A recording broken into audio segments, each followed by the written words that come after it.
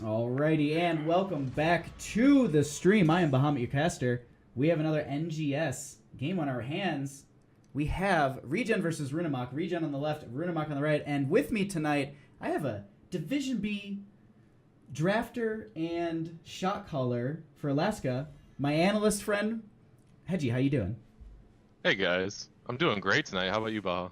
Oh, I'm absolutely wonderful. But we're going to Brax's holdout. I am super excited about Brax's holdout. There's a lot of interesting things that can come out of these drafts, and you can see the Cho'Gall. You can see there can be a priority on Genji. Some of the solo lane matchups that we can get here are interesting. There's also an Alarak that pops in every so often. So I just love a good Alarak game, and that's it's fun. Oh yeah, because it's all mechanics, and who doesn't love to show off their mechanics?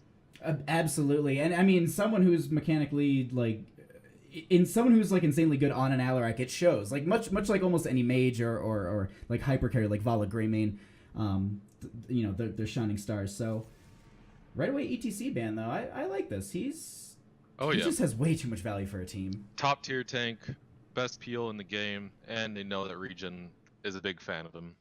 ReGen has played the ETC quite a bit, but it looks like we actually have a response ban of Garrosh right away.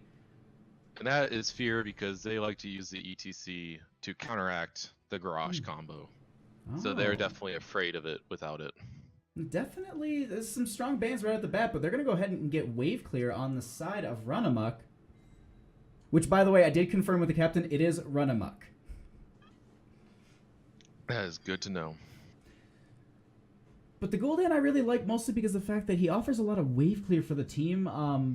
I wonder, though, if ReGen might go ahead and say if they try and take the Ariel away from them, because that is a combination that we often do see. With the current shift in meta, I would actually like to see a medic prioritization out of ReGen over the Ariel. But instead you see the Stukov. It's not bad. I mean, the Genji, he has that cheese on the boss. The rotations he can make between mid and top through the boss pit is pretty beneficial, and Stukov offers good zoning. Now, the worry for me here, personally, is wave clear. Ooh, yeah. They got the Gul'dan secured, but what about ReGen? Right now, they have the Genji and the Stukov. Mm-hmm. But neither of them are going to help out with wave clear when, let's say, if they lose the Zerg wave, who's going to deal with it? Could you then go and do maybe a Kael'thas down the road? Yes, and then the concern is, since they didn't prioritize wave clear in the first round, they might get choked out of it with bans, and then they're definitely on pressure.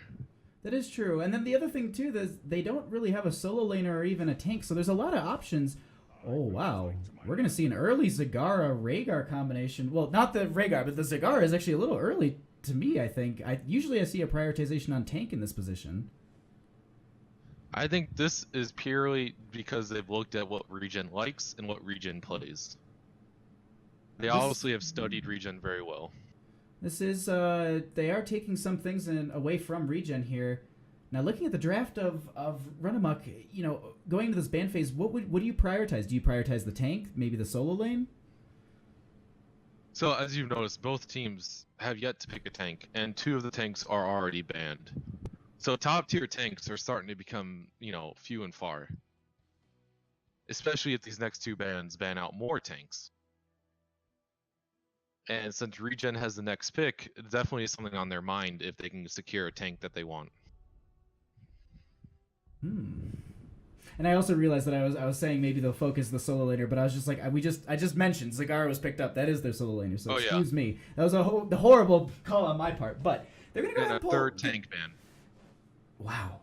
Can we make it a fourth? Can we just one more tank for me, please? I don't know. Like that would be really interesting if they ban a fourth tank, and if ReGen wanted to go double tank. It's going to be a little difficult. Then definitely there'd be very few tanks left. At least ones that would work on this map with the composition as well. Oh, yeah. Arthas is still available, and we could see a ban on it realistically, the way this is going.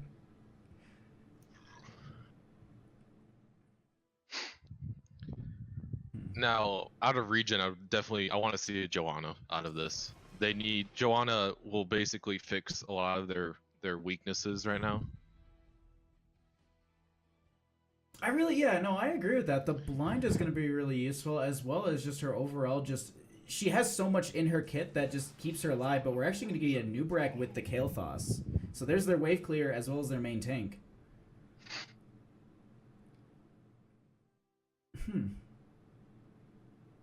So ReGen's also saving their solo laner for last. Correct, yeah. Which is interesting because they already know the solo laner on the enemy side. Mm-hmm. So I would have liked to see them hold their 5th pick to flex based off of what they see these next 2 picks out of it. Because red team knows that the last pick is still a lane. There is no there's no question or concern about what it'll be. Which allows them to really pick whatever they want, customized to counter ReGen here. Yeah, because realistically, you can look at that, and to be honest, I really like a Lunara and maybe something like an Arthas, or even the Joanna, as you mentioned. That would be pretty good. Lunara getting that poison onto the Genji would be quite difficult to deal with. But they go for the Varian Tyrael. The Varian's definitely an interesting pick out of here.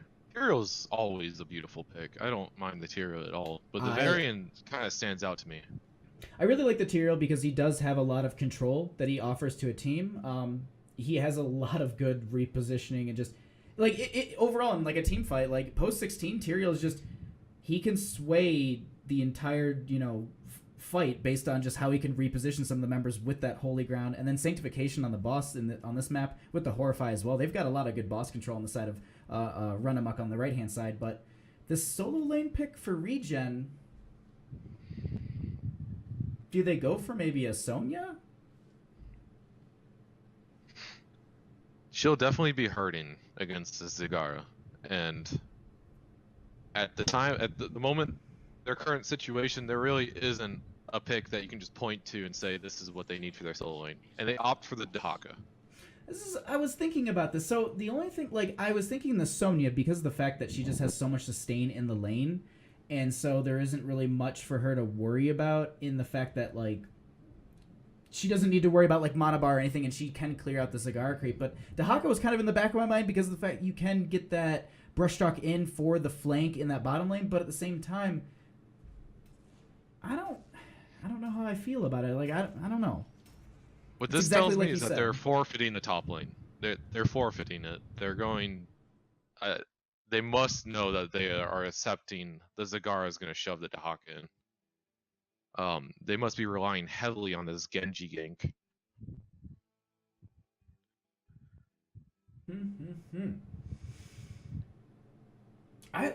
This is going to be interesting. I really don't know because I feel like Runamok on the right is going to scale and be terrifying, but at the same time, the fight on the side of ReGen, it could be quite deadly with a lot of that Kael'thas backline damage, and then you have Genji diving in as well, getting some of those resets, and then Stukov with the overall silence could be something that really forces the Rhaegar out of position or away from some of his teammates.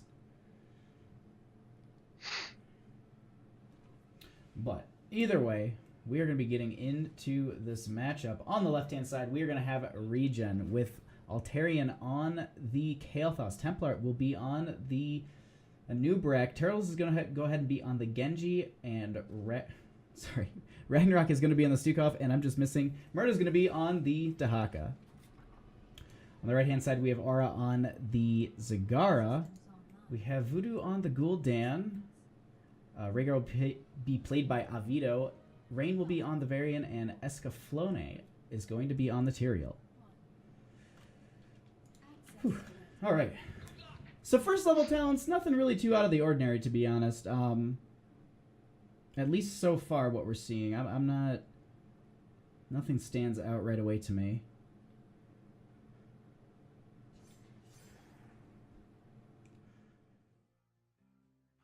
So now I can definitely say though, our critical fights are gonna be around this boss. You're gonna know that the Genji's gonna try to cheese it, but with the Tyrael and the Gul'dan control over that boss center, they can contest it. No, it's gonna be. That's going to be a really interesting fight, and that is going to be the priority. I think you are correct on that. But in bottom lane, this is going to be where the priority of our matchup will be. I'll try and keep a peek onto top lane if we do have a little bit of a skirmish there, but looks like there's a little bit of damage going out onto Rain here. He's going to be able to back away without a problem. Just at this point, though, I mean, these teams are just going to play really, really safe till the beacon phase starts in the next about 45 seconds, if I'm not mistaken. With the way they have it set up, I feel like, you know, Runamok is definitely going to be able to control the point with the double tank. Because you only have a Nubarak who can sit on it. While they have Tyrael and Varian. It's going to be really hard for ReGen to control that point. That is going to be a really difficult factor for them here. Because, yeah, and that's exactly right. Because you constantly have Tyrael throwing out the Eldrain's Might, getting vision into these bushes so they can't really posture. They're really not letting ReGen set up in this lane. They're constantly forcing them back towards their own towers. Not letting them do too much. We do have a little bit of an invade there. Templar going to be going ahead and just kind of slowing them down. A lot of damage going out, but there's just no kills. It's just abilities being thrown out and nothing yet. A little bit of an experience advantage on the side of ReGen, though. Looks like we got a Genji roam. Trying to see if they can pick off this Zeg. Aura is low on mana, so if they do go for it, but it looks like we'll tap well, and it's just going to play safe. But in this bottom lane, we currently have a little bit of a fight. Rain taking a little bit of damage. Turtle's taking a little bit herself. Going to get the deflect and a little bit of damage back onto Rain, but they really, it's exactly right, like how you were saying. They're going to struggle. They're struggling on this point because the fact that this double tank is just, it's a lot for them. And Templar can only take so much damage. They actually get the double whirlwind onto a couple of the members here. This is the charge for ReGen, though. They are getting a lot of good zoning from Ragnarok. Pustule does go out, and looks like Runamok is going to have to go ahead and back off. That Gul'dan E hit no one. That is brutal. Just ever so close. Do you have a little bit of... Okay, so they're going right back in here. It looks like they just tapped their wells. Turtles trying to get a lot of that damage in the back line. We'll have to dash out. Rain taking a little bit more as Turtles will be leaving. We have Rain's gonna get out with like 300 health here, but it looks like they go ahead and capture this back over, so the charge will be going over to the side of Runamok. Oh no, that silence. Yep. That is going to be the Variant. That is going to be the first kill of the game, going over to ReGen. Variant falling there. Just that silence, just catching him, and that's the thing that I was at least thinking in draft. Aura here getting caught out a little bit by Turtles. Low mana, but still just staying in lane with Escaflowne rotating up here. They have 12% on their Zerg wave, but looks like they will have to defend the majority of this. Looks like they will have the Gul'dan rotate up. I mean, he's the main one that should be clearing this. Yeah, he definitely needs to be there to clear it. That's actually going to be a huge dive in from Turtles there, getting the deflect off of the tower there, and the kill on Zagara, which is going to be really, really powerful for them, especially during this push. They can really take advantage of this. That was insanely risky. If she didn't get that reset on her E, she was gonna trade. Like, it was risky, but it paid off for them. And looks like Zagara is back at this point, so we do have them currently pushing in this top lane. But they're playing really safe from the back line, not really going in too hard. At the same time, Voodoo is getting a lot of that damage out with those Fel Flames. As we see, he's he's over halfway with his questing talent, so that clear is going to be really, really powerful for him as this game progresses. We do have a little bit of a dive in from Escaflowne. Nope, he's just going to throw the Eldrain's Might out and just kind of get the vision, and they're going to back off. so my main concern for ReGen is when 10s hit. Now, what do you elaborate a little bit more to that? Because we do have some time before these beacons, and there's going to be a lot of laning at this point. When you compare heroics, Runamok has some of the most impactful heroics in the game. With the Fear, the Sanctification, and the Ancestral. Well, meanwhile, not to say that ReGen doesn't have impactful heroics, it's just, when you compare 10s, it looks like Runamok's going to get a much bigger power spike. Especially, the Sanctification counters Dragon Blade. That is out true. Of the Genji. And the other factor, too, is it seems like on the side of Runamok, they're going to have a lot more control once they have 10s. Varian, if he goes into taunt, he'll be able to lock down maybe the Genji if there is a dive, so that could be, that could spell devastation for him. But at this point, they're posturing a few members in this top lane. Do they go in for an aggressive push before the Zerg wave comes? Well, it looks like they just rotate people back. I don't know. They're just kind of rotating around the map at this point, picking up camps and just playing safe. No one really wants to fight each other. My main concern is, like, when does Stukov swipe actually get value against a team that is defensive? Like, you're not going to be swiping away a team that is looking to counter-engage. Genji goes in, if he gets too greedy or too crazy, he's going to get sanctified and taunted and blown up. Swipe's not going to save him because it's going to probably be the third swipe that would be able to reach it. That is true. The other thing, too, is you never know if the team could be diving in just as much at the same time, because we do actually have a few of the members pushing a little bit forward here. We do have Turtles postured up for this chase. A little low here. Will dash forward. Going to get hit by the Eldraun's Might. Going to take a little bit of damage. There will be a pustule from Stukov, and that will be... They'll be able to get out of here, and there's just a trade on damage. Looks like Zagar will be getting out of here as well. Going to get full, and they're just going to trade out. Yeah, they need to trade... I mean, sorry, not keep fort. They need to trade forts right now. Neither team can afford to rotate. That is true, and it looks like they're going to go ahead on the side of ReGen. Templar and Altanian, excuse me, Altanian, saying that wrong, will go ahead and get a little bit of damage out onto this fort. Ragnarok going to be... No, I'm waiting for the silence for some of the zoning, but he's just kind of pacing, making sure that he just gets the... No one dives onto them at this point. They're playing extremely passively. This is really surprising out of ReGen. I mean, it's currently a 4v2. They definitely have the advantage here, but at the same time, just going to note in bottom really quickly, they started on the side of Runamok, they started pushing into this bottom. Murda is going up against these three members. Given up. And they haven't given up either. They stood their ground. ReGen rotated 2 down. If ReGen had stayed top, they would have gotten 10 way sooner. They'd be able to control both points. They could have gotten a Zerg wave by now. We actually have a dive onto Aura here, taking a little bit of damage. There will be the shielding from Tyrael. They are going to be able to... X-Strike is going to come out and get the kill to deflect. And they'll be able to get out of here. I'm surprised about that. How do you feel about this X-Strike? I'm surprised by it, honestly, if it's a snap pick. But we do have Escaflowne taking quite a bit of damage. The Eldraun's Might for the juke out at the last second. But at this point, I mean, it went fort for fort. They got, I think, an extra kill at this point. Overall, I mean, it's about an experience difference. They're going to go ahead and invade this bottom, though.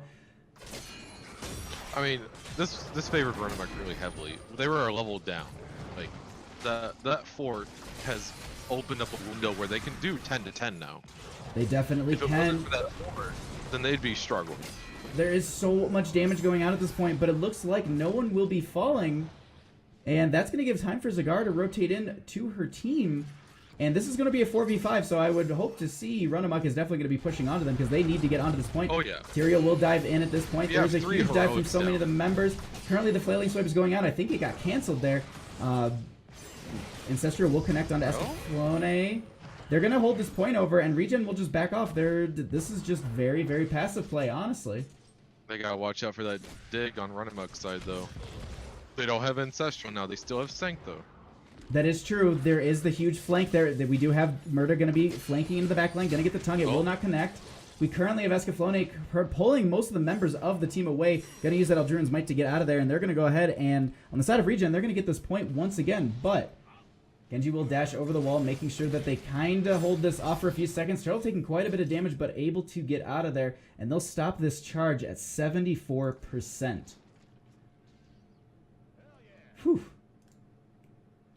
Yeah, I know, that was a lot. That was only like for one kill. All of that happened. I mean, it's just abilities. These teams are playing very, very safe.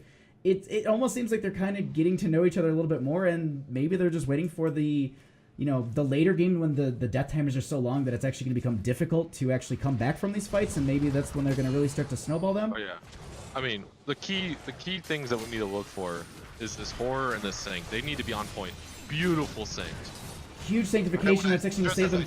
Horrify is going to go off, separating a couple of the members away. Murda is going to be taking quite a bit of damage. Going to have to use the dig. They're going to get the kill onto the Gul'dan in the back line from Turtles. Murda's still taking a ton of damage, will be falling, but they get the counter kill onto the Rhaegar. Turtles is going to be trying to get a little bit more damage out, but a few of these members, this 3v3 is just, they're playing this. Well, Zeg's out of mana. Like, that's a key point. Taunt goes onto the Genji, but there's a huge... Oh no. They get the There dash goes. through. That is Tyrael going to be falling, and it looks like Runamok, they need to disengage from this 100%. This is no longer their fight that they can take. They were overzealous on trying to hold that point. It was working for them for a little bit. They had a good engage, as you said. You know, that X strike went out, and they used the Sanctification at the exact moment. The Horrify peeled a couple members away, but they turned right back around, and they got that fight overall. And so ReGen going to come out on top, going to get the full Zerg wave once again, and they're going to go ahead and pick up this camp as they rotate into bottom. So this is a lot of lane pressure for them. They've got their map set very, very well.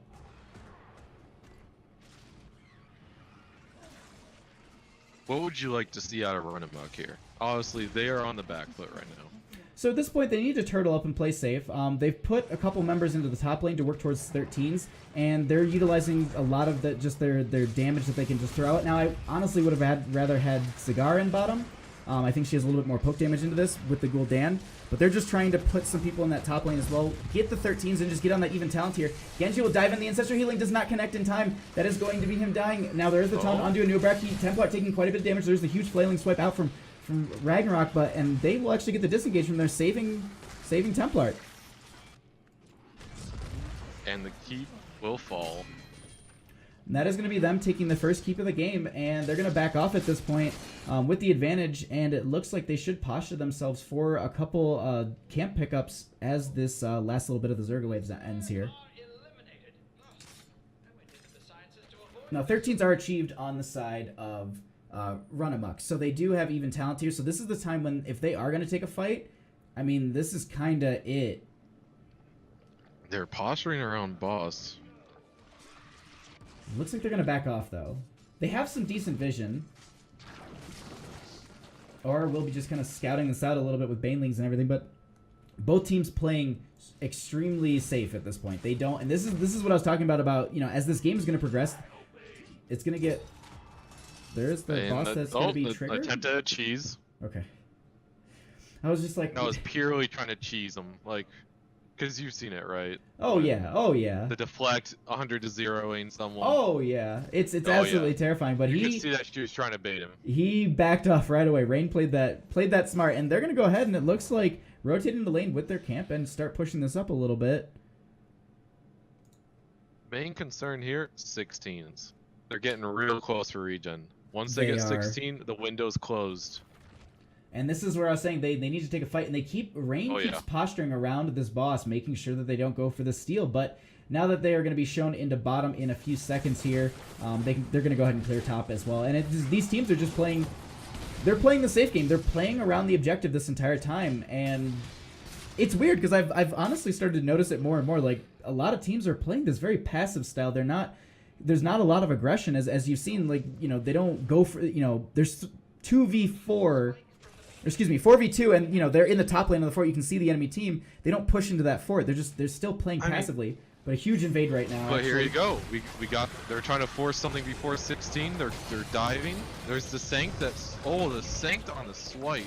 Oh. That was perfect. That kept them in place. Dukov will be falling there. There was a huge Ancestral that connected early into that as well. Genji on the backline, gonna get that extract. They're gonna get the dash through. Gonna get a bunch of damage onto a few of the members, but the chain heal from the Rhaegar is gonna keep them all alive. And they get the disengage, and with that one kill, was critical. that put a really good pace for Runamok, because now they can go ahead and capture these points. They can clear out their waves a little bit and really start to get the map in their favor. But they need to move quickly on this. They have to make sure that they're not going to let ReGen kind of posture up and just, you know, get cozy in the top lane now, because they have to separate their teams for the separate soak in each lane. Because they have the 16, but they don't have a healer, and in the end, you can't. A talent 16 talent isn't going to overcome not having someone to heal. That is true. Now in bottom, we actually have Gul'dan rotating down. Do they have the potential? Murda's going to go ahead. They actually get the corruption. Smells it. There is Murda. Oh, he came out, and looks like ReGen will be coming down here. We actually have Escaflowne coming into the backline. There is a dive in onto Gul'dan. A Phoenix is out as well. Genji will be diving in. That is going to be the Horrify not connecting in time, and that will be the kill onto Gul'dan. And they start to chase a few of the members down here. They're chasing into the Zerg wave. They do not even care. They're going to go ahead and get the kill onto Rhaegar. They're going to look to see if they can get Rain here next. They're chasing. I mean, the dash forward from Genji. There is the shield. The X strike is out. That will confirm the extra kill. And it looks like they're gonna end this on But court. Kel'Thas back though. Kel'Thas back. He is their main damage. That is and true. Is up in 2 seconds.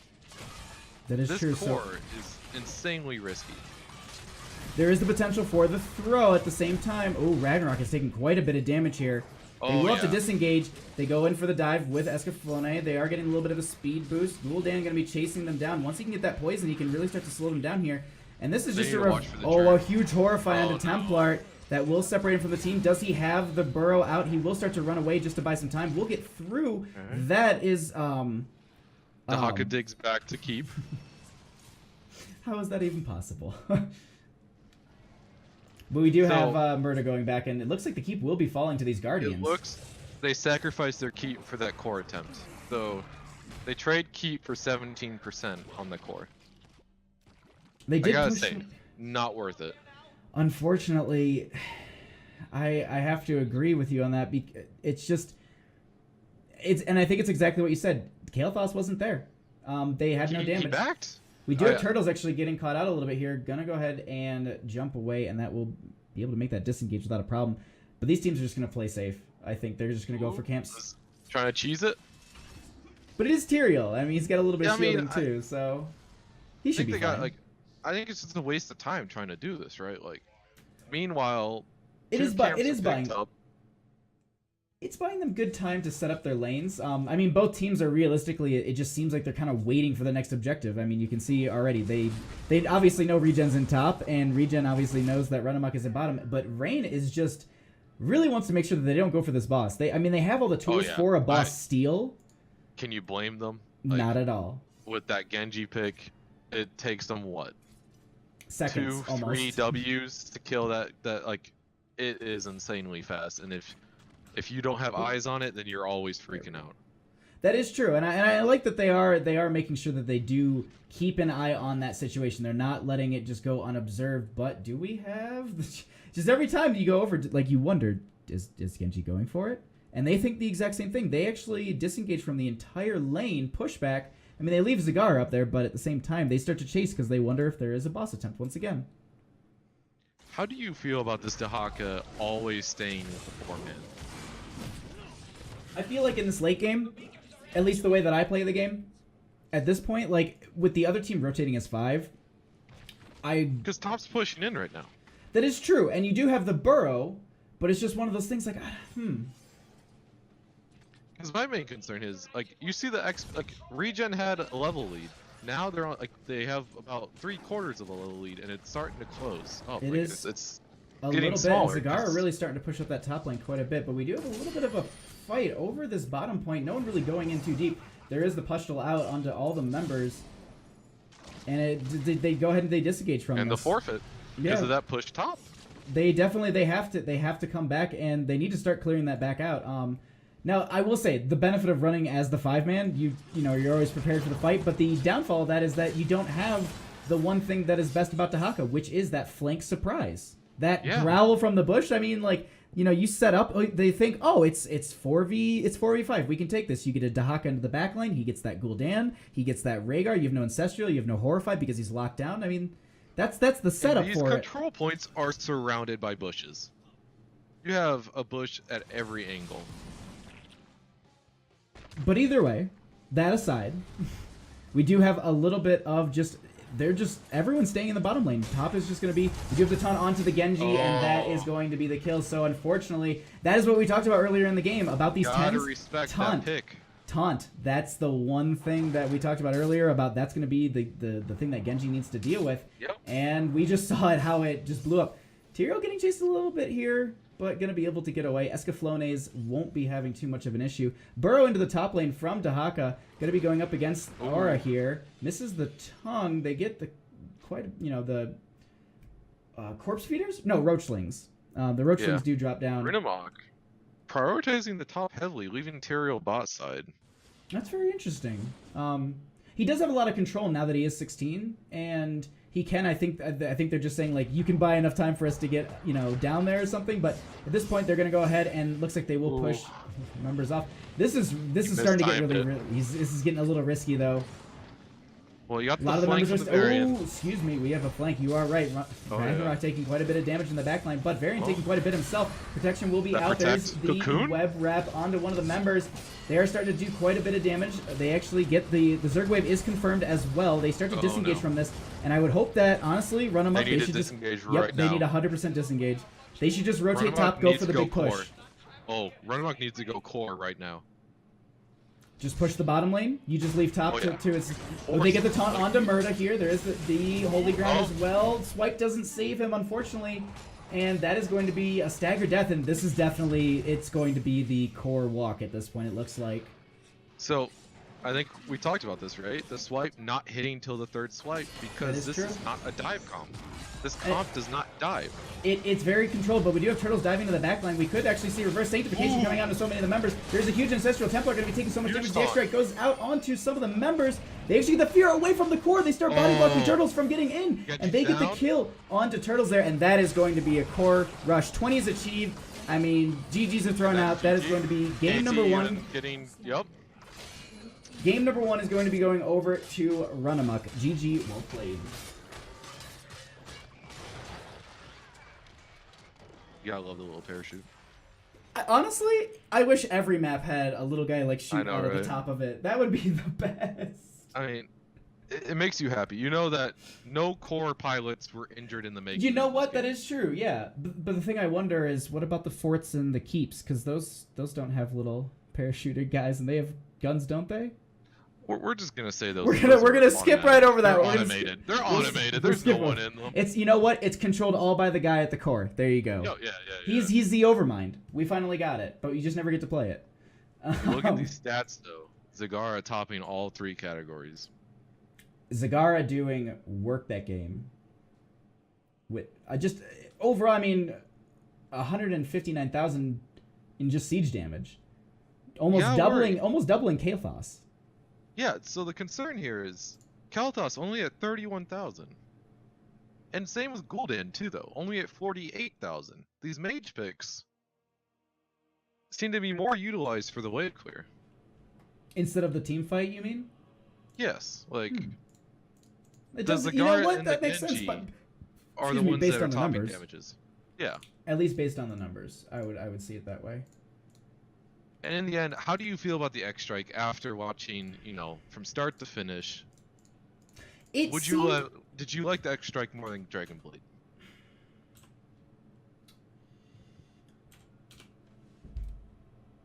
I don't know, like the X-Strike, it got a lot of value for what they picked it for, I think. But in the end, I honestly think that the Dragon Blade overall would have been stronger because there were a lot of team fights where there were a lot of moments where I think Runamok was pretty low, and if they did have a Dragon Blade in that backline swiping, the two swipes, potential exactly. I mean, because Gul'dan, whenever Gul'dan got dove, he would go down to at least about half health, and a Dragon Blade, if you dive in, you get that initial hit, then you get the swipe, and then maybe you go in for another swipe. He's basically dead at that point. So, I'm not saying it's a bad choice. Pick the thing that you want to pick, but the reason we're talking about this is out of all the heroics picked, that was the one that was not the standard heroic that is always picked for that character. That is true. So you gotta wonder if that was the plan at the beginning of the draft to go X-Strike, or if that was something decided mid-game to change. Like one of those things, like sometimes when you're playing Infernal Shrines, and you're just like, you know what? They're all stacked up. I can go ahead and get a huge Hinterland Blast or something. Oh, like yeah. Like you snap pick it, but then you never use it for the rest of the game. Like it's one of those talents. You're just like, oh no. Like I snap picked it thinking that I could definitely get some value, but unfortunately, like it did get value. Like I'm not lying about that, but it's just unfortunately it got the value at the moments that I think it just needed for those like good kills. The sad thing was, the swipe against that type of composition can't get its full value no matter when you do it, because that comp it counter your dive. It counters dive, and swipe is a counter dive heroic. That is true. So if there's no dive, then you're not going to get that much value out of it. No, I absolutely agree with that. Yeah, I really like it because the other factor too, like on Infernal Shrines, like I wouldn't be too surprised to see another another Stukov from one of the teams, if not a ban, because I think Stukov is really powerful as a healer on this map as well. I mean, just I said it in the last one, but like the zone control from him, the silence, it's just so good. I think we're going to see a team that's probably going to go for more of a dive team fight comp, and another team that's going to go for more of a control-centered. We're going to control the objective, and we're going to win off this objective. So you're going to think more teams going to have a little bit more burst, and one's going to be more, like sustain. We're just going to, we can sit on this point forever, and you guys are going to, if you don't get that initial combo burst, you guys are kind of in our realm, which is, now we just have to sit here and fight back and forth. You'll run out of mana or health, and then we can just take this over. You're going to see Chromie highly prioritized, along with the Stukov, along with other, like, ETC. These defensive, control the area type heroes. Now, the one thing I have to ask is, actually, the one thing I didn't ask last game, and I hate to do this in stream, who was banner for ReGen last time? Was it Murda? I don't remember if I changed it or not. I don't think you changed it. Okay, well, I'm going to leave it. Teams say that they're ready, so we're going to get going into the second game here. I'm excited. We're going to be going into Infernal Shrines. I love this. I love this map. It's just this like... map produces a lot of interesting things. Exactly. Because it's exactly what you just said. Some teams, they go for the dive. Some teams, they go for the big burst. Some teams go for the control or sustain. So I'm really excited to see what is going to be intended from one team and then how the other team will respond or adjust their draft in comparison, because I honestly think that's how it kind of goes. There's one team who has like a dead set idea, and then I think one team, sometimes you have to be a little bit more responsive in your draft rather than, controlling of it. My favorite way of drafting is having multiple choice and being flexible, Don't go into the draft with only one plan in mind, because what happens when that plan goes south? You need to be able to change up your plan at a moment's notice. You just, you panic pick a Gazlo, and then your team hates you forever. Stuff like that. I mean, but no, I agree. Speaking of crazy picks like Gazlo, what is your dream for this map that's crazy? Something that you wish you saw a team pull out? I never see Lost Vikings, which is just always fun to watch. But I always love Asmodan. I think he has a lot of good control on this map, and no one ever plays him. Plus, the AoE post 10 is pretty good. I mean, there's just it's the whole argument that I make all the time with people. It's just, yeah, you can pick him, and he has some good things, but like, why not just take something that does more damage and it's better? Like, for all the things that I just said, you could just pick a Gul'dan and have a better ultimate too. So it's like, there's mages that have better wave clear, exactly, and there's globals that do the same thing as his promote. So it's like one of those things, like, I love seeing Asmodan just played, because it's always fun for me to watch, because I enjoy just playing him myself. But a realistic pick, though, Abathur. I really like Abathur on this map. I think he offers so much to a team on this map. That used to be a very common pick on this map, and it went out of meta. Same with Sylvanas, you don't see it anymore. Well, Sylvanas has a lot of problems on her plate. Right, but I'm just saying, I mean, it's something we used to see all, like, Infernal Shrines, like, that used to be, like, first ban, first pick priority. Oh, yeah. And the weird thing is, there wasn't any changes to Abathur himself. Mm-hmm. But here and there over time, a little bit of, needles, a little bit of extra damage, or stuff like that, but... he just went out of popularity. He's so good on this map, though. You get the bottom shrine, you go top lane, you soak mid lane, you get body soak, then you hat soak mid, drop your hat if you need to jump onto a friendly teammate. But if you just draft something more control based, like what we saw out of Runamok last game, it works out again, and we're gonna see a Zagara picked up right away. Zagara and Gul'dan. Wow. Interesting. So I think that they just I think what we didn't really talk about is that the bans are identical. Yes. So clearly these teams do not want to deal with each other's tanks. No. So here's the question. Speaking to the fact of same bans, last game we saw a ban of Chromie, and you mentioned Chromie. Do you think ReGen goes for the priority in it? Because I do believe they have played Chromie before. If they pick up the Stukov and go double support, I'd want to see the Chromie. But right now, they're definitely screaming dive. Look at this. Diablo Greymane. Rhaegar Greymane Diablo. Just saying, we're gonna go in your face and we're gonna blow you up. I absolutely agree. And to be honest, I really like that out of their draft also because they're set up and now they can do what we talked about last game. They can kind of flex on those last 2 spots. Now, granted, it's 2 spots and it's going to be kind of evident of what you're going for. You still need a solo laner and you're probably going to go for a mage or some sort of range damage. But at the same time, like it's still, they have options here. They're not really limited to really much here. Well, my main concern is that they're screaming the theme of what they want to do, which is giving Runamok ample time to think and to prepare a plan to deal with this. And the Kael'thas ban, I actually like that. I think the lockdown would be pretty good if they get one of because it's just if Kael'thas gets one E off onto someone, a whirlwind if I'm not mistaken. No, that's not the right talent. But either way, it just gives time for Greymane and Diablo, but they're going to go ahead and ban that material. I had a feeling. My next question was, do they respect Ethereal? Obviously, and they do. He definitely totally huge wrench in their plans last game. The Sanctification turned around a lot of fights. I like that. I'm really glad that they did that. I mean, I was going to say, if they didn't do it, they should have. That was the top ban on my list for out of ReGen. And you know what? That's good. No, but here's the thing.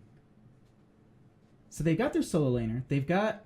I think that they go into the Aria with the Gul'dan, and then maybe they go... You could pick up... The Joanna would be pretty good here too, honestly. But they go Lucio Arthas. I like the Lucio.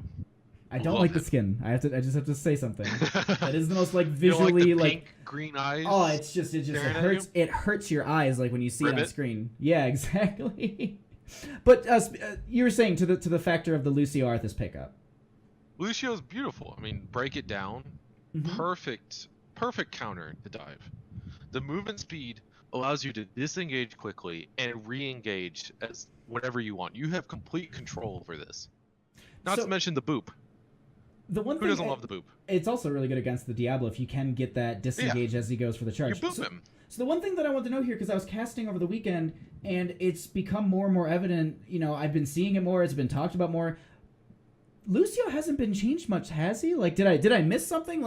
He's just back, it seems. He has not been changed much. It's the meta, really. The meta has made him flourish under the common picks and the common comps. He works greatly into and against them. And you see the Dahaka Falstad. Double global. That's interesting. I worry about that because it can anti-synergize at the same time. You see the 3 picks. They all have a synergy and they have a theme. And then the last 2 picks, they kind of go against it. So if you were drafting, now this is just I'm just kind of bringing it back to what we were talking about earlier. But if we were looking at this as a dive comp, we'll talk about that in a second. An Abathur and an Illidan, would you have preferred that on the side of ReGen? Because I'm looking at their composition and just an Abathur Illidan might have been something a little bit more terrifying. I'd say that is entirely a possibility. Or even maybe I just think the Abathur would have been good, and maybe a Li Ming for the poke or Lunar for the range damage. Just I don't know. I'm just afraid of this. You dedicated your first 3 picks into this very aggressive dive, get a pick, right? And then your next 2 picks, it feels like you immediately back out of it and try to change directions towards this more macro, global type soak comp. And it feels like it's just working against each other. So here's the thing. We gotta talk about Medivh. We gotta talk about. As you know, Alaska, we play Medivh a lot. That's why I got all excited because you gotta go on a tangent about this. If they were going to go Medivh, they have certain aspects of their draft that make it really hard to pull off. Because if he goes to Medivh, if he goes Leyline, what's gonna happen afterwards? What do they outside of fear? They have very little follow up. Yeah, I mean, do you Maw on top of that, and then you can Syndragosa too? Come on, let's just take all the filters off and let's just go. That would be insane. Who knows? That would be an insane composition, and that is definitely one heck of a wombo combo. The downside is cooldown. if you miss it, if any of those are mistimed or missed, you're waiting a long time till you get to retry. All right, I'm going to try and burn through these really here. On the left-hand side, we're going to have ReGen with Templar on the Diablo, Turtles on the Falstead, Altarian on the Greymane, Ragnarok on the Rhaegar, and we're going to have Murda on the Dahaka. Now, in top lane, we are going to have the Aura on Zagara. It looks like Avito will be on the... Oh, man, Medivh. Lucio will be on Rain, and Escaflowne will be on the Arthas, and then Voodoo will be on that Gul'dan once again. It's just sometimes, like, you introduce heroes, you're just like, yeah, I just talked about that here, and it's just like, hey, Brain, let's forget what Medivh's name is. It's the absolute best for when you do introductions. But either way, we're going to have a 4-man rotation coming out of these teams, and this is something that we typically see. And it actually, this is interesting. We have Turtles going into a completely Mage Falstead build. Not typically what we see here, even in a 4-man. And my main concern is there's only one front line, right? So for consistent Q stacking, you really want more people that you can easily hit. I agree. I agree with that. That's just, it's interesting. It caught me off guard because if you're doing the rotations, you're getting, you're getting 7 minions per rotation. So yeah, you can stack up your auto attacks a lot more. But either way, we have a little bit of a dive here.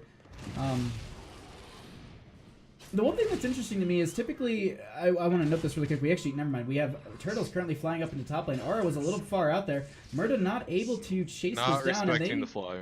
They should be, yeah, definitely. But Lucio coming in for the support, yep. And they're going to be able to get out. So they don't respect it, but they do have the disengage, and they go ahead and they kind of posture up for this first shrine. Actually, ReGen has a better posturing for at this point because most of the members are a little low, and they have to get back full on the side of Runamok. Runamok's outside of Gul'dan. They're shrine clear. It's rough. I agree. They have some decent poke damage, but the one thing I wanted to know, I was curious, the Roachling talent at level 1 for Zagara is interesting, because typically we see the Banelings for, it's better for the laning and the push. And I would like the Banelings personally. Okay, I'm just curious, because I'm like, I don't play a whole lot of Zagara, but I'm just like, this seems a little off to me. Am I missing... Because I don't play, at a competitive level like you guys do, so I don't see that. You guys see the game completely different. The reason to go Roachlings is to tank tower shots. You keep throwing it down in front of their towers, and because of that 40% reduced damage taken, they soak up a lot of tower shots. Oh, I like that. But outside of that, the Banelings, they clear faster. You lose, like, if you notice, Zagara is in pain with the mana right now. She's always out of mana. Even the first game too. Yes, and the Baneling talent would definitely help her a lot. Also, I think she's trying to push this Dahaka out, but we have the first Punisher going over to ReGen. No, and that's gonna be it's not the most powerful thing on the earth. Zagara did stay on top with going up against Murda up there, so they did kind of just trade out, still keeping the experience even. But overall, this Punisher is not the most powerful thing on Earth. They bait it between the 2 towers, making sure that they get shots from the fort as well as shots from the tower. They open up the gate, and, this is typically what we see from a first Immortal. Sometimes you get the well gone, but nothing too crazy. Yeah. Looks like Turtles went down, pushing up that lane as well. And that soak, though. They need to not miss that. They definitely are starting to get a lot of experience on the side of ReGen. And that's the one thing I was going to start talking about for a second, is just... they're rotating, and this is the thing, like, this is where I was saying, like, the double global can hurt them, but they're utilizing it properly. I think they're just literally saying, like, the top half is Dahaka, the bottom half is Falstead, and they're utilizing Falstead's kind of, like, limited global to stay within that mid-bottom area, it seems like, and then focusing the Dahaka within that, upper side of the map. And I kind of like that. If this is the way that they're going to be running the double global, I think it actually works. But we'll see as this game progresses how that might be changing, because, obviously lanes are going to be different over time. It works unless Runamok catches on that Medivh can catch Falstead off guard. Portal behind him, he's by himself, you blow him up. That's true. If you do bait out maybe a barrel roll a little early, that's when you can definitely get that portal like you were just saying. Ooh, that's it. There's a lot of respect that's going to have to go back between these teams, because, as we saw earlier, Aura's going to need to respect that flight and for that potential gank as well. And, oof, I just missed it. Gul'dan saw it down there for a second.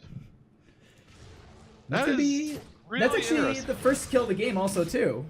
Yeah. you don't normally see Gul'dans getting 1v1 by fall stats. Mostly because of the fact that he can drain their health. Yeah. But either way. And no, okay, Medivh rotates for the soak. That, some damage control. Arthas... Escaflowne taking quite a bit of damage there. Getting close. out. Yeah, I saw the health bar at the top and I was like, oh no. We're not going to miss 2 kills this game.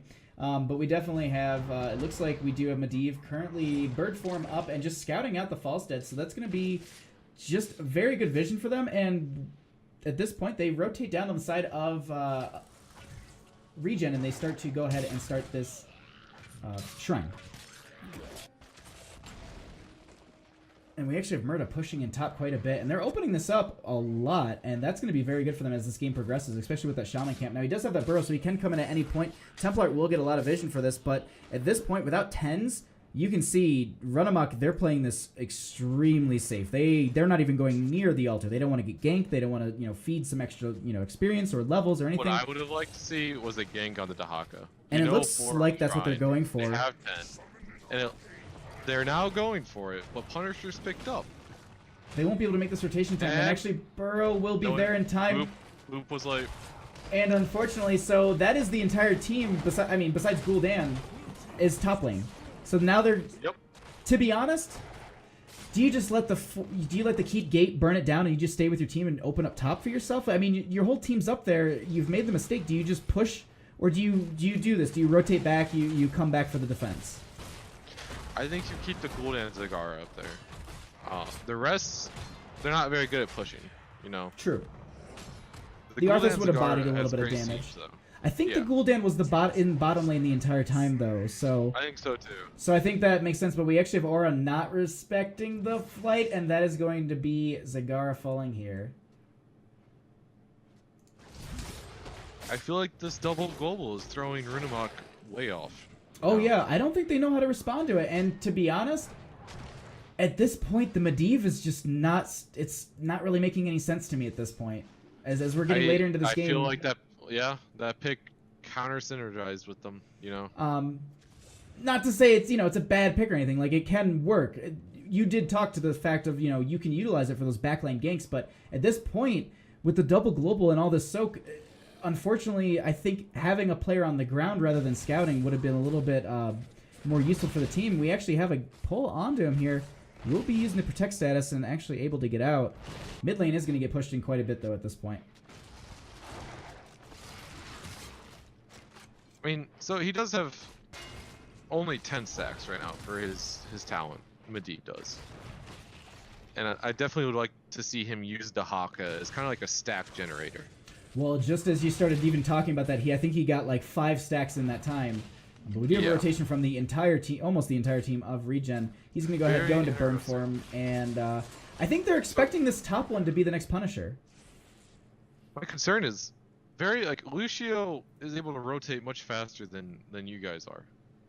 And since they're not 13 yet, that was kind of them giving an opportunity over to Runamok to try and engage before the 13. They do, and actually the Curse Bolt does go out. It doesn't connect on any of the members. There is a huge Leyland Seal onto the Diablo. Hits Dahaka on the back line too, so they do have that. The Gust is out for the disengaged Templar, taking a little bit of damage. Able to get out of here. The portal is there to keep some of the members out, and they go ahead and utilize it, and it looks like this is just, they're going to trade out, and 13s are going to be for ReGen, and they just back out and start on the Shrine. Shrine control is in Runa's favor right now. They are postured for it, but talent advantage is in the side of ReGen. So if they can, if they can exploit that, they can win this over. But at this point, Runamok, they're going to try and burn this, Runamok, they're going to try and burn this down as quickly as possible. The ReGen realizing that, they're going to go ahead and invade at this point, and Runamok will just go ahead and back off. Oh, that burrow, but the Medivh protect. Oh no, break it down and It's used a little too early there, and they burn. They burn a 80-second cooldown, unfortunately. That's gonna be brutal for them. That's gonna be hard for them, and they obviously, you can see now they're just trying to soak the lane. Like they don't have an engagement because they don't have that. And we actually have a tongue on to Arthas here. He will be able to back away. Templar zoning, making sure that the team is gonna back off here. But at this point, I mean, ReGen's they're gonna stomp right in and say, you're at 23, but this is our Frozen Punisher, and they're gonna walk this into mid that they opened up just I believe just a few moments ago, honestly.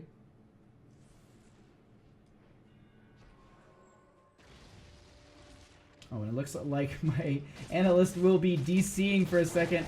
So, we'll be taking this over at this point. He might try and say hi. I might have some internet issue. Either way, they are going to be currently walking down this mid lane with the Punisher. ReGen will go ahead and they're going to get quite a bit of value from this, pushing deep into this team. Runamok is going to have to play extremely safe. There is the dive in from Templar, but he actually doesn't have any follow-up from his teammates. Going to take a little bit of damage. There is the jump from the Punisher onto Arthas, but the Protect status does come out. Huge Leyline Seal. The Diablo does get the Apocalypse out. Doesn't do too much. They get the break down under a few of the members. Diablo taking so much damage. The Punisher has fallen. They are still fighting down 2 down. Templar are going to get the Ancestral. They get the Gust for the disengage. Portal is out. They start to run forward. They really want to chase this. They have them on the back foot. And honestly, ReGen, they can turn around and fight this. They have the technical advantage, but either way, it looks like they get the stun onto Murda. He will pop Adaptation. Turtle's taking quite a bit of damage. It looks like they're going to back off, though. They're not going to be losing out on this. No one's going to die. They lose the keep gate, I believe, and a little bit of shot, you know, half the health on the tower. What a push, though. I mean, at the same time, they get 13s for Runamok. But ReGen, they're right on the cusp of 16. They just need about, 5/8 of a level, or however you want to do the fraction. Either way, they're very close, and I would look to see once they get those stacks, or once they get to 16, they're going to be doing so much. They're going to be very, very aggressive. Sorry, I'm just trying to peek around, see if I get a reconnect from my I'm here. Oh, he's here. All right. I just reconnected. Yep. Okay. All right. Computer died. Oh, okay. Well, The old compy. The old company needs. Oh no. Well, at least it came back. Fell. At least exactly. I had to pick it up. Dust over. So Potato Machine is back up and running. So. Oh yeah, fresh. So we can get right back into this game. But at this point, they did open up the mid lane. He didn't miss out on too much. They got quite a bit of value from that Punisher. 16s are cheap for ReGen, and the top shrine is starting and is going to be a Mortar Punisher. And ReGen just doing a lot of really good things on the map, just making sure that they're just pushing up the waves. They're not laning out too far and getting potentially picked. They're playing safe, and this is exactly what they need to do if they want to continue to control this map. So at this point, they will go ahead and start the shrine. I mean, they're postured for it, and it looks like Runamok knows this, so they go ahead and they just go straight to bottom, and they start to open this up. I like this call. They say we can't fight you. There's no point in fighting you because that's just staggered deaths. Let's rotate our entire team into bottom. We'll go work on this fort. You guys are going to take that fort regardless with the Punisher. I mean, definitely. So this is the only option. It is definitely the only option. It's risky because of the fact that they can open this up, and it looks like they might honestly push really far down this lane before the team can get there. They're going to get rid of this gate before Runamok, and that was a little bit of a late of a call, honestly. Now that this gate's gone, this is a lot of value for the Punisher. Really, I would have liked to see them only keep the people who do the most siege damage behind and the rest of them back sooner, because ReGen, they don't know how many of them are going to, how many they need to defend. They would, if 3 of them come back and Zagara or just Gul'dan stayed, or, they would respect it and back off. I think so, yeah. Because they can't see 3 of the members, and they definitely, that there's that potential for, some sort of, back foot. After all, game. They do have 1 person on Shrine. That's true. They're not as a 5-man. They don't want to take a 5v5. We do have Escaflowne taking a little bit of damage from the jump. 5v4. But it looks like the rest of ReGen will go ahead and dive onto this keep, and yeah, they're just gonna go ahead and take this. I mean, at this point, Runamok, they can't really dive onto this. They don't have 16s, and they're really respecting that. Curse Bullet doesn't go out. I believe it doesn't connect. Yeah. They get the keep, and I think they're just going to disengage at this point. Oh, maybe They not. have to. I mean, if they risk dying, they're going to dive in. The Break It Down is in. Out from Lucio. We have a ton of damage. There's a huge Apocalypse that goes out. We do have the Medivh falling very early. We have the Punisher will be down. Escaflowne taking quite a bit of damage. Going to get chased by a few of the members here. They are going for these kills. They're not focusing the core, but we do have Arthas will be dying. I believe this is going to... Rhaegar's actually going to be falling here few of the members falling low. They're taking quite a bit of splash Gust? from the core. Gust is used, but I think this they have core this. is... Yeah, they got this. Yeah. So this is going to be game number 2. Is going to go over to ReGen. So they're going to tie the series 1-1. GG, well played.